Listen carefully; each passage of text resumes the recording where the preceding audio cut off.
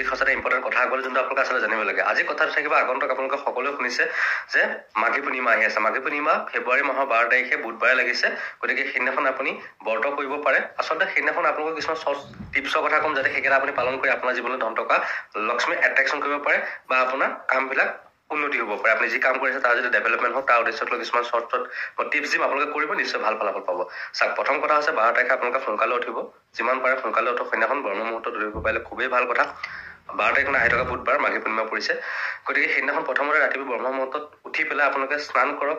যদি গংগা স্নান কৰিব পাৰে ভাল হয়, যদি গংগা ওচৰত নাই, আমাৰ অসমতো নাই, গতিকে কথাটো হৈছে আপোনাৰ গংগা পানী দি স্নান কৰক, যথেষ্ট ভাল হ'ব। তাৰপিছত আপুনি ধুনীয়াকৈ সূৰ্য প্ৰণাম কৰক। তাৰপিছত আপুনি দিনটো ব্ৰত কৰিব। যদি পাৰে সেইদিনাখন ৰাতিপুৱা লক্ষ্মী স্তুতম কৰিব পাৰে।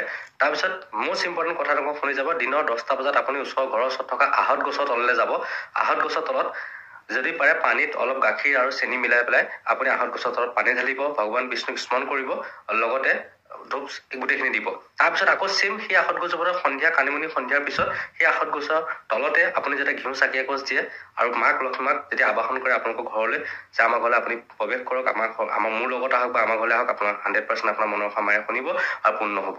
আৰু সন্ধিয়া যদি পাৰে আমাৰ অসমত যোনটো প্ৰচলিত লক্ষী চৰিত্ৰখন আপোনালোকে 12 তাৰিখে পঢ়িব পাৰে, নিশ্চয় আপোনালোকৰ ঘৰ লক্ষ্মী চিৰস্থায়ী হ'বই হ'ব।